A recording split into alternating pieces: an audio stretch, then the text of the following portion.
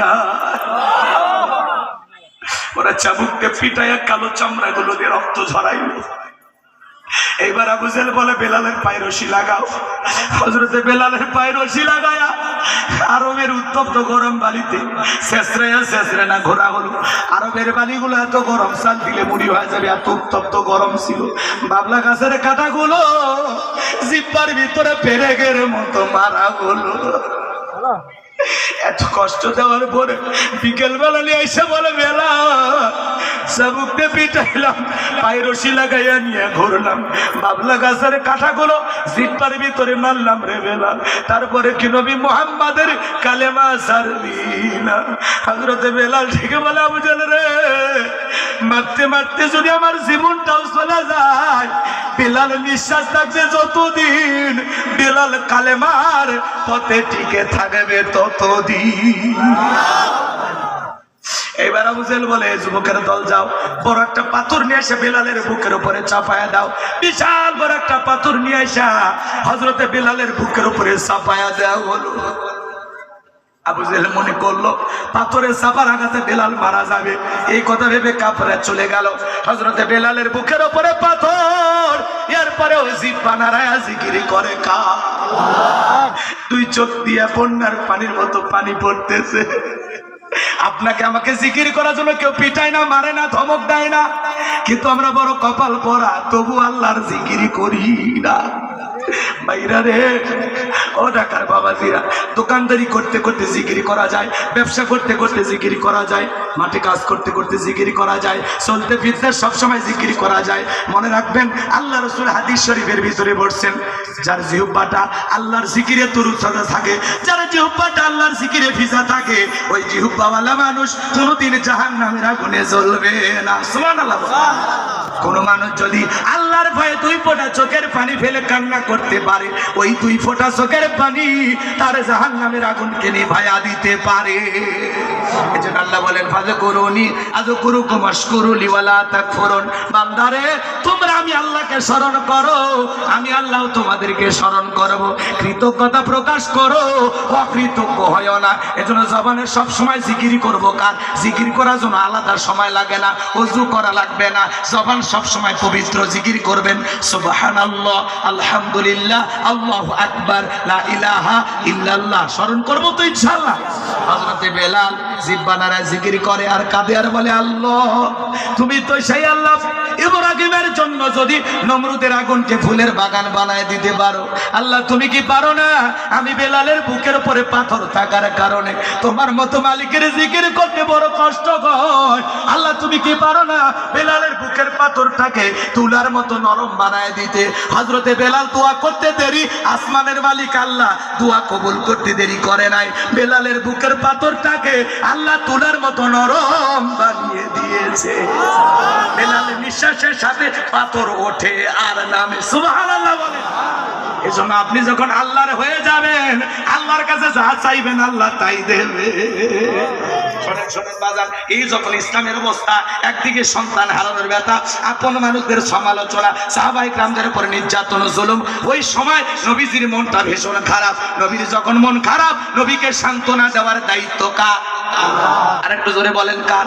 আমার আল্লাহ ডেকে বলে, জিবরাইল আমার বন্ধুর মা নাই, বাবা নাই রে, আমি ছাড়া আমার বন্ধুর কেউ নাই রে জিবরাইল। আমার বন্ধুর মনটা হয়েছে ভারী, আমি আল্লাহ সইতে নাহি পারি।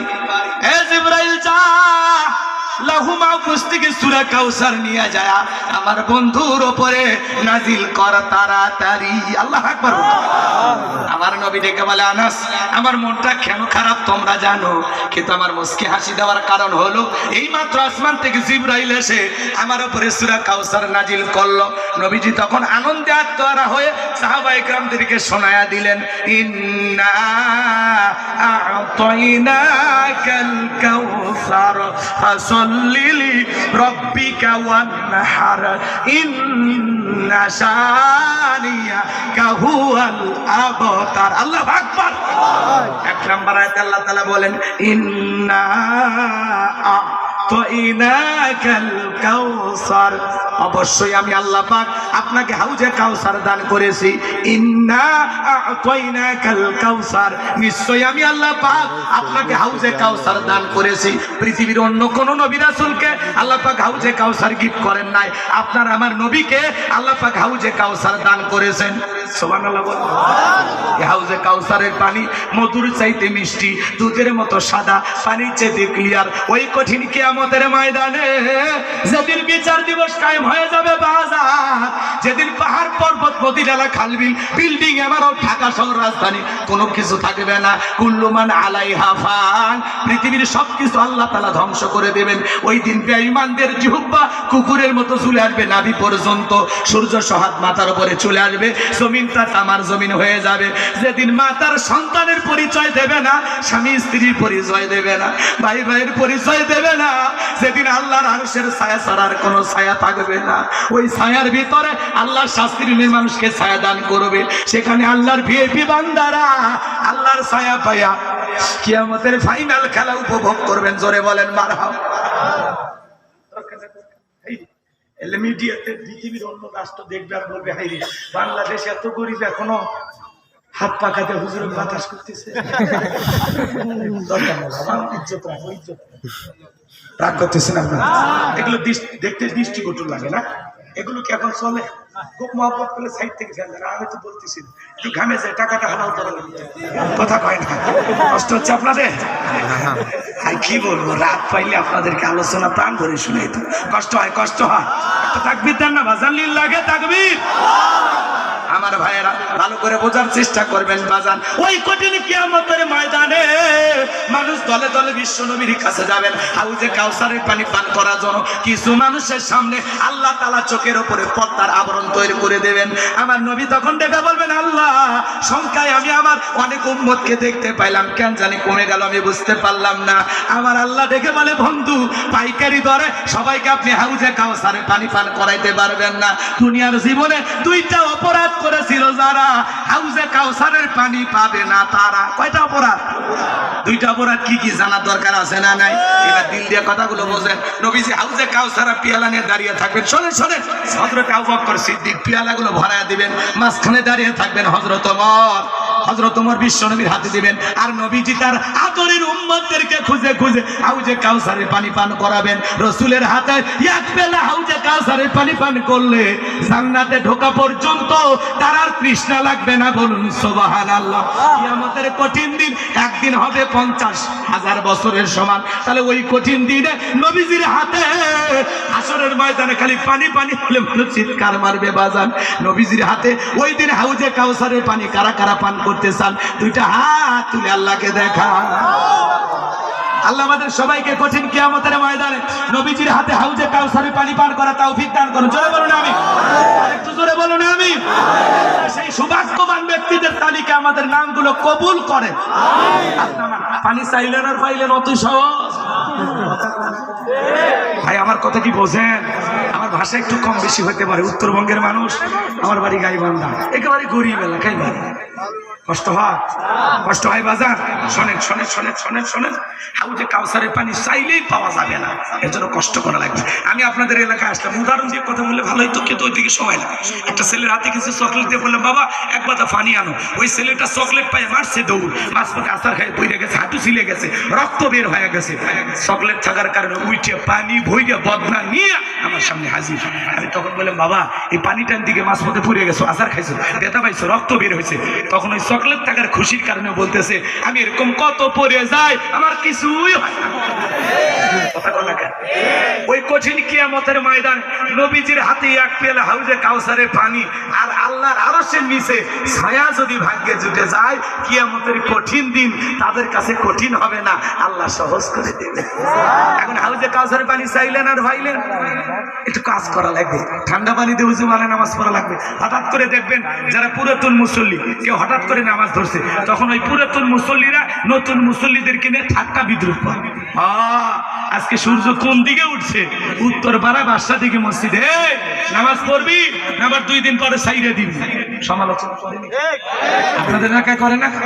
আরে ভাই, আপনি তো দাওয়াত দিয়ে 5 জনকে মসজিদে আনতে পারেন না, হঠাৎ করে কেউ নামাজ ধরছে, দোয়া করেন ভাই, তোমার জন্য দোয়া করি, আল্লাহ যেন মৃত্যু পর্যন্ত তোমাকে মসজিদে এসে সিজদা দেওয়ার তৌফিক দান করেন। তুমি নামাজ ধরছো ভাই, এইটা দেখে কি যে খুশি হয়েছি আমি ভাই। নামাজ পড়ে চলো 2 বন্ধু একসাথে চা খাই, কথা বল। যুবক বয়সে একটু দাড়ি রাখছে, ওইটা নিয়ে সমালোচনা করে, কথা কয়। এই বয়সে বুড়ার ভাব ধরলি, কথা কয় না গো। আবার বাড়িতে স্ত্রীকে একটু বাইরে গেছে, ভাবিকে দেখে বলে, ভাবি আসসালামু আলাইকুম, সাথে চাচার খবর কি? বউ বলে, তোমার সাথে বাইরে যাওয়া যাবে না, আমার ডাকে ভাবি আর তোমার ডাকে চাচা। যে বউ রসুলের সুন্নত দাড়িকে মহব্বত করে না, ওই বউ আপনাকে 100% ভালোবাসা দিতে পারে। দাড়িওয়ালা পুরুষের কি যে গুণ, এই নারীরা বুঝে না। আমরা দাড়ি রাখছি মদিনাওয়ালাকে মহব্বত করে ভালোবাসা। দাড়ি হলো পুরুষের সৌন্দর্য, এটা এমন একটা সুন্নত, খোলা যায় 24 ঘন্টা লাগিয়ে থাকে। আহা, কথা কন না কি? বইয়ের কথা শুনে দাড়ি কাটবেন, খবরদার এই ভুল করবেন না। আল্লাহ হেদায়েত দান করুন। আরেকটু জোরে বলেন আমিন।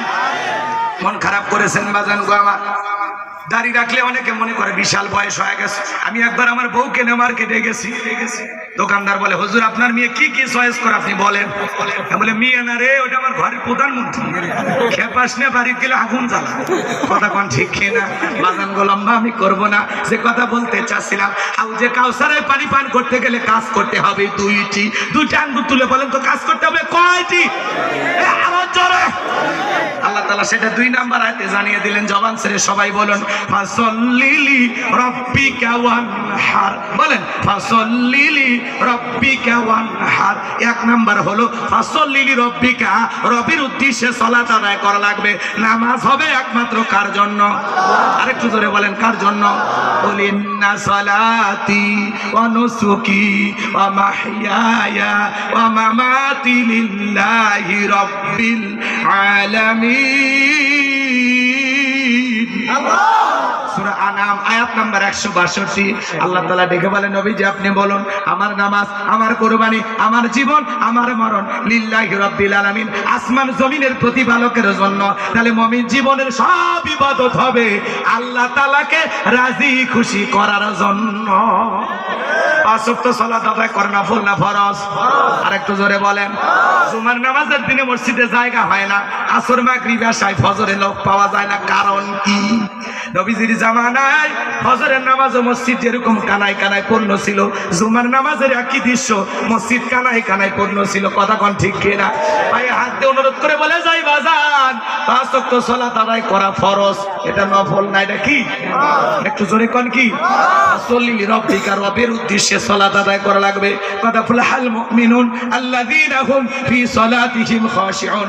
অবশ্যই মুমিনেরা সফল যারা নিজেদের সালাত বিনয়ের সহিত, নম্রতার সহিত, আল্লাহর ভয় নিয়ে আদায় করে।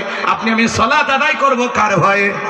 নামাজ যদি নামাজের মতো আদায় করতে পারেন, সালাত যদি সালাতের মতো হয়, আল্লাহ বলেন, ফালিয়াবুদু রাব্ব হাযাল বাইত আল্লাযী আত'আমাহুম মিন জু' ওয়া আমানাহুম মিন খাউফ। আল্লাহ বলেন, এই ঘরের মালিকের ইবাদত করো। ইবাদত যদি ইবাদতের মতো হয়, বান্দারে 5 ওয়াক্ত সালাতে মাথা নত করে আমি আল্লাহকে যদি সিজদা দিতে পারো, আমি আল্লাহ তোমাদেরকে 2টা জিনিস দেব। 1 নাম্বার, রিজিকের ব্যবস্থা করে দেব। বলেন তো বাজান, রিজিক দেওয়ার মালিক কে? যে বান্দা 5 ওয়াক্ত সালাতে মাথা নত করবে, ওই বান্দাকে রিজিক দেবেন কে? আরো জোরে বলুন কে? तमाम পৃথিবীর সকল মাখলুককে রিজিক দেন কে?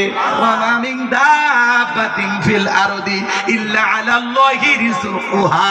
আল্লাহ বলেন, পৃথিবীতে এমন কোন বিচরণশীল প্রাণী নাই যার রিজিকের ব্যবস্থা আমি আল্লাহ আসমান থেকে করি না। তাহলে রিজিক দেওয়ার মালিক আল্লাহ। আল্লাহ বলেন, 2 নাম্বার, সকল ভয় থেকে আমি আল্লাহ নিরাপত্তা দেব। আজকে জানমালের ভয় আছে না নাই? মেয়েটা কলেজে গেল, একা একা ফিরবে নাকি জামাই সাথীতে ফিরবে, ভয় আছে না নাই? মেয়েটা স্কুলে গেল, ভালোভাবে ফিরবে নাকি কারো লালসার শিকার হবে? আপনি বিকাশের দোকানদার 2 লাখ টাকা নিয়ে বাইপাল থেকে বাড়ি আসবেন, মনে মনে ভাবতেছেন, আল্লাহ এই টাকা নিয়ে বাড়ি পর্যন্ত যাইতে পারবো নাকি টাকা ছিনতাইকারী কবলে পড়ে টাকা যান 2টা হারাবো, ভয় আছে না না? আমরা এদিকে খেয়াল করেন, সবাই যখন 5 ওয়াক্ত নামাজি হয়ে যাবে, আল্লাহ সকল ভয় থেকে নিরাপত্তা দিবেন। কথা বলেন ঠিক কিনা? সময় নাই, এদিকে খেয়াল করেন। তাহলে 1 নাম্বার, ফাসাল্লি রাব্বিকা, রবের উদ্দেশ্যে সালাত, নামাজ হবে একমাত্র আল্লাহর জন্য। ওই 2 মিনিটে 2 রাকাত, 4 মিনিটে 4 রাকাত, ওই 4G 5G গতির নামাজ দিয়ে নামাজ হবে না। আর 2 নাম্বার মানে কি? ওয়ানহার মানে কুরবানি করা, নিজের আমিত্বকে কুরবানি করা, অহংকারকে কুরবানি করা, নিজের ভিতরে থাকা পশুসুলভ আচরণকে কুরবানি করা। কুরবানি করা মানে কি? খালি গরু ছাগল জবাই করা? আবু সাইদ দেশের জন্য কুরবানি হয়েছেন, মুক্ত দেশের জন্য কুরবানি হয়েছেন, এগুলো বড় কুরবানি। দিন প্রতিষ্ঠিত করার কাফেলায় যারা জীবন দেয়, দ্বীনের পতাকা এই জমিনে উত্তীর্ণ করার জন্য যারা জীবন দেয়, এগুলো হলো বড় কুরবানি। জান মাল সবকিছু কার জন্য কুরবানি হবে? যারা কুরবানি দিবেন 3টা জিনিস খেয়াল রাখবেন। 1 নাম্বার নিউজ সই, কুরবানি আল্লাহর জন্য। কার জন্য? যারা বলেন কার জন্য? ইন্নামাল আমালু বিন্নিয়াত, প্রত্যেকটা কাজ নিয়তের উপর নির্ভরশীল। যারা বলে আমরা কুরবানি দিচ্ছে, ছেলে মেয়ে কুরবানি না দিলে মানুষের বস্তুর দিকে তাকায় থাকবে, আত্মীয় স্বজনকে দেবো কি, খাবো কি, অতএব কিস্তি তুলে হোক আর সুদের টাকা দিয়ে হোক কুরবানি দেবো, হবে ভাই? যারা বলেন হবে? হবে না, হবে না, হবে না, হবে না। সময় নাই, আপনাদের ইমাম সাহেব কুরবানির ওয়াজ করবে। তাহলে 1 নাম্বার নিয়ত সহি, কুরবানি আল্লাহর জন্য। আমরা 7 জন ভাগে কিনি, 4 জন দড়ি ধরে টানে, পিছন থেকে 3 জন ঠেলে। এমন দুর্বল গরু কেনে যেই গরুর উপরে বয়স্ক ভাতা ওয়াজিব। এরকম হাড্ডিওয়ালা গরু জবাই করলে হবে না। কথা বলে কেন? একেবারে কুরবানি স্থান পর্যন্ত হাঁটে যাওয়ার শক্তি নাই, দুর্বল গো কোলে করে নিয়ে যায়। খবরদার এরকম গরু জবাই করবেন না। আল্লাহ কি বলেন? তাসুরুন নাযিরিন, চমৎকার, আকর্ষণীয়, হুষ্ট পুষ্ট, দেখতে সুন্দর। তাহলে 1 নাম্বার নিয়ত সহি, কুরবানি আল্লাহর জন্য। 2 নাম্বার ইনকামটা বৈধ হওয়া লাগবে। আল্লাহ পবিত্র, তিনি পবিত্র বস্তুকে ভালোবাসেন। হালাল উপার্জনের টাকা থেকে কুরবানি। আর 3 নাম্বার ফাসাল্লি লিরাব্বিকা ওয়ানহার, আগে নামাজ পড়ো তারপরে কুরবানি করো। বেনামাজি হয়ে কুরবানি দিলে হবে না, নামাজ পড়ে কুরবানি দিতে হবে।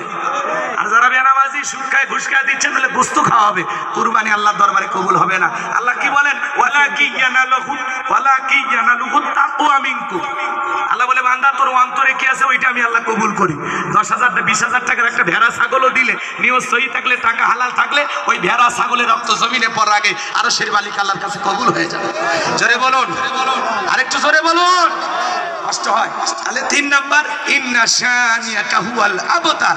নবী গো, যারা আপনাকে লেসকাটারি বংশ বলে, আপনি মন খারাপ করবেন না। আপনার ছেলে সন্তানগুলো কিনেছি, কষ্ট মনের মধ্যে নেবেন না।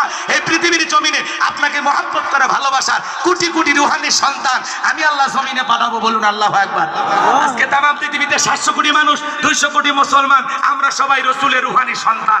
এইজন্য নবীকে যদি কেউ গালি দেয়, মনে রাখবেন, নবীজির অপমানে যদি না কাঁদে তোমার মন, মুসলিম নয় তুমি মুনাফিক, নবীজির দুশমন। বিশ্ব নবীর অপমান সইবে না রে। কেউ আমার বাপকে গালি দিয়ে সহ্য করবো, মাকে গালি দিলে সহ্য করবো, দলকে গালি দিলে সহ্য করবো, কিন্তু বিশ্ব নবী হলেন আমাদের কলিজার টুকরা নবী। নবী কেনে যদি কেউ গালি দেয়, কুরুচিপূর্ণ মন্তব্য করে, ওই নাস্তিক বেঈমানের বুকের উপরে চইরা জিহ্বার টান দিয়ে ছিঁড়ে কুকুরকে খাওয়ায় দেব। নবীজির অপমান মেনে নেওয়া হবে না। নবীজির জন্য জীবন দিতে কারা কারা প্রস্তুত? হাত লিল্লাহি তাকবীর। সময় নাই, যারা নবীকে নিয়ে বাজে মন্তব্য করে, মনে রাখবেন নবীর চরিত্রের সার্টিফিকেট দিয়েছেন কে? আল্লাহ বলেন ওয়া ইন্নাকা লাআলা খুলুকিন আযীম। নবী হলেন পুত পবিত্র মহান চরিত্রের অধিকারী। বলুন আল্লাহু আকবার। যে নবী 63 বছরের জিন্দেগিতে একটি মিথ্যা কথা বলেননি, এমন বিশ্ব রেকর্ড পৃথিবীর আর কোন নেতার আছে? ধরে বলেন আছে? সেই নবীকে নেতা মেনে, আদর্শ মেনে আমরা আমাদের জীবন পরিচালনা করব ইনশাআল্লাহ। ওয়ালিদ বিন মুগীরা নবীকে গালি দিয়েছিল, আল্লাহ আয়াত নাযিল করে বলেন উতুল্লিম বাদা যালিকা জানিম। এই ওয়ালিদ বিন মুগীরা হলো পিতৃ পরিচয়হীন যারা সন্তান।